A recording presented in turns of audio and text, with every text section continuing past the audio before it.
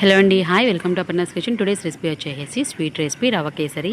దీన్ని మామూలు డేస్లో అయినా సరే, పండుగ రోజుల్లో అయినా, దసరా నవరాత్రుల్లో ముఖ్యంగా అమ్మవారికి ఒక రోజు నైవేద్యంగా నివేదించడానికి రవ్వ కేసరిని మనం ప్రిపేర్ చేసుకోవచ్చు అండి. ముందుగా దీన్ని ఎలా ప్రిపేర్ చేసుకోవాలో, దీనికి కావాల్సిన ఇంగ్రీడియంట్స్ ఏంటి వీడియో చూపిస్తాను. ఫస్ట్ అయితే ఒక కప్పు బొంబాయి రవ్వ తీసుకుంటున్నానండి.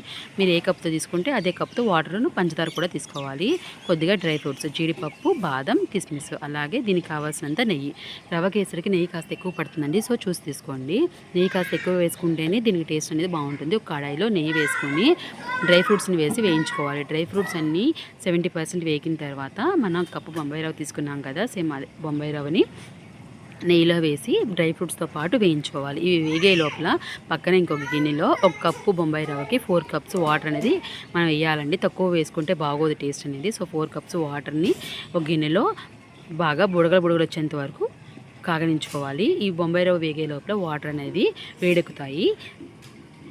సో అందుకని ముందుకని పెట్టేసుకొని ఉంచుకోండి.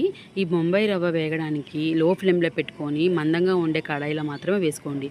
స్టీల్ కడాయిలో వేసుకుంటే తొందరగా వేగిపోతుంది. సో మంచిగా వేగదు, స్వీట్ అనేది కూడా అంత బాగోదు. సో లో ఫ్లేమ్లో పెట్టుకొని చక్కగా గోల్డెన్ కలర్ వచ్చేంత వరకు వేయించుకోండి. ఇలా వేగిన తర్వాత మనం మరి ఆల్రెడీ వాటర్ మరిగించుకున్నాం కదా, సో ఆ వాటర్ని కూడా యాడ్ చేసుకొని లో ఫ్లేమ్లో పెట్టుకొని రవ్వ మొత్తం వాటర్ మొత్తం ఇంకిపోయి రవ్వ దగ్గర పడేంత వరకు మనం లో ఫ్లేమ్లో పెట్టుకొని ఉడికించుకోవాలి. హై ఫ్లేమ్లో పెట్టద్దండి, లో ఫ్లేమ్లో మాత్రమే ఉడికించుకోండి.